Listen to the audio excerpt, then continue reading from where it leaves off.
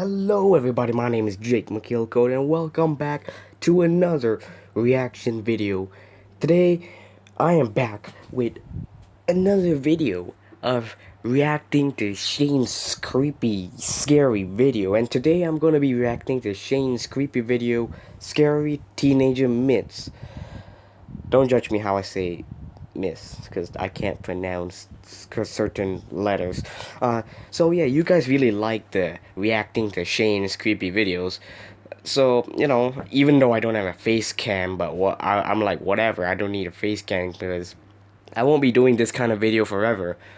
I will be doing holiday vlogs, but yeah, I'm just finding for the right time because I can't be doing daily vlogs because I'm not really a big daily vlogger because I'm busy. I gotta go to certain places and those certain places are boring.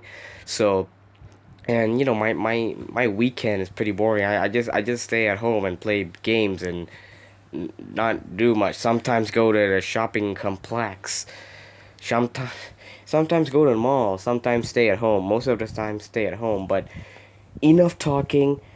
We got to react with Shane's video right now. So let's get right into the video, shall we? Yes, we shall. Here we go.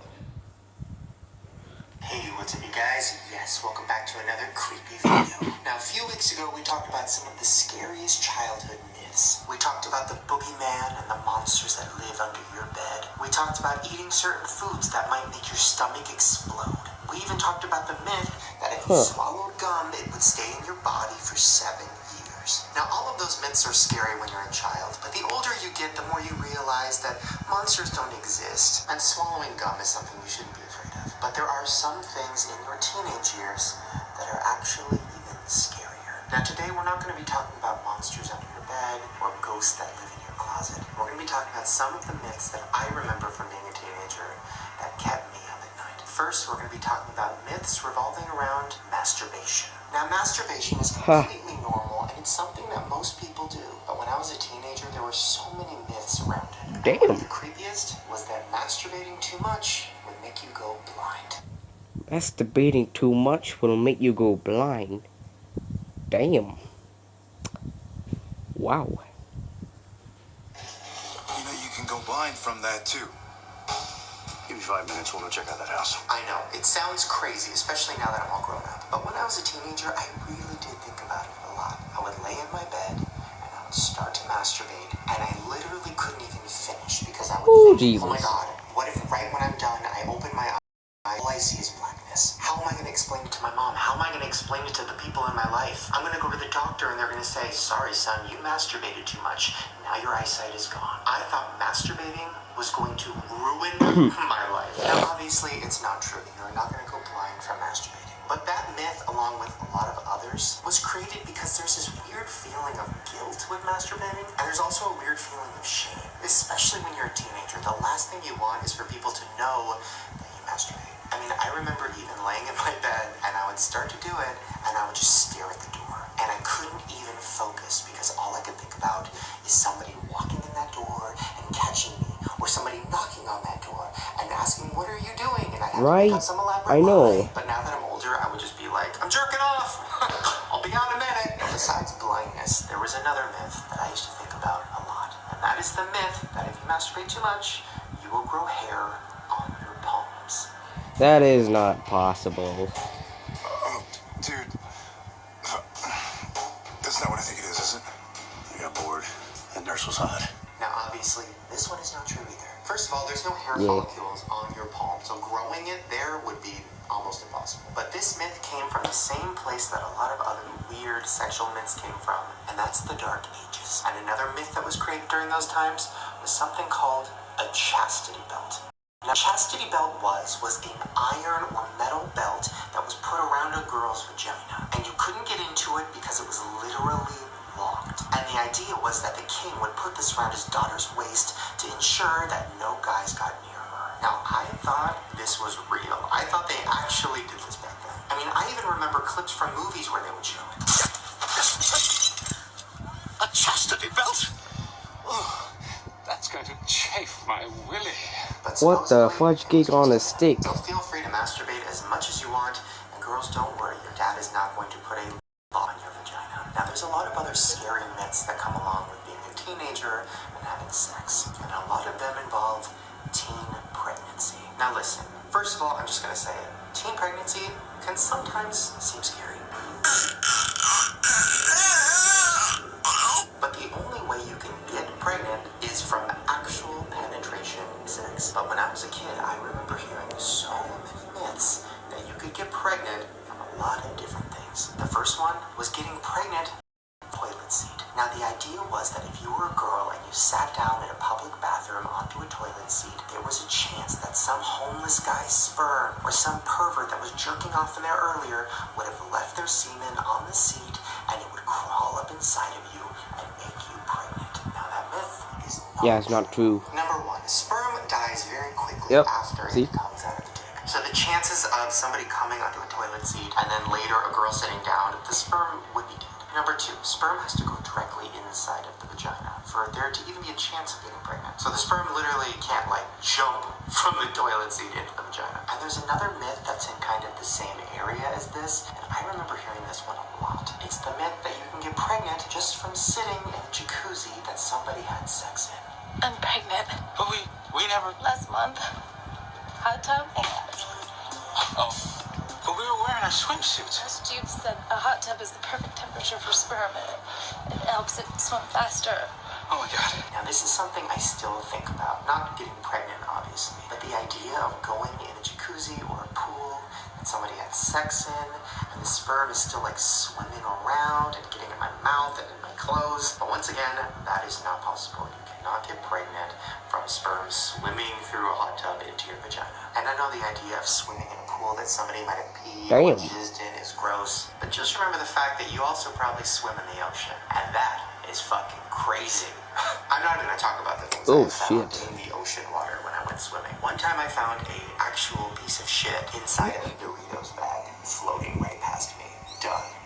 But the only way you can actually get pregnant is from having sex without a condom. This is where we're gonna kind of get into a gross area. There are some myths that you can use other objects instead of condoms and it will work. There are dark corners of the internet. I've talked about using other items such as a balloon, saran wrap, a latex glove, a Doritos bag, and even a Snickers bar. Now, first of all, why would you go ahead and do something dumb like that and put a Snickers bar on your ding dong and just insert it inside a girl? Why would you do that? I mean, it just makes no sense. I mean, why can't you just pay like $1 just to get a packet of condoms? And but why you must use a Snicker bar? It just makes no sense. I mean, what the hell? What the fudge cake on a stick? Now listen, none of those will work. And condoms are incredibly cheap and incredibly easy to find. I know. You can get them for free. So instead of fucking somebody with a Twinkies wrapper, it sounds fun. Just grab a condom. Alright, so next we're going to talk about the myth that having sex as a teenager might get you murdered. Now there have been countless horror movies made where a teenager has sex and then they die. I mean, that's the basis of my favorite horror movie of all time, Scream. They even say it in the movie. Number one, you can never have sex. And I know when I was a teenager, I thought about it. Big no.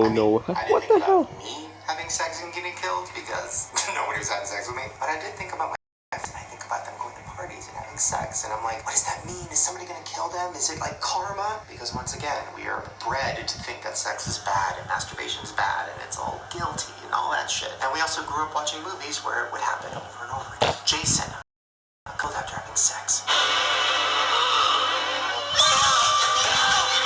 Myers kills teens after they have sex.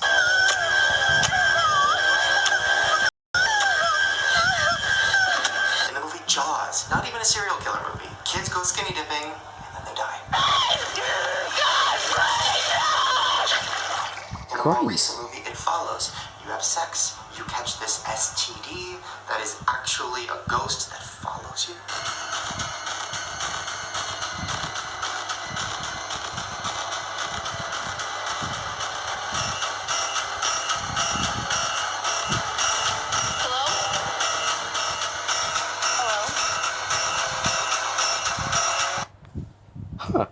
Now that just don't look like a ghost. That just looks like an old grandma chasing her granddaughter that just stole her pills. But whatever. Continue.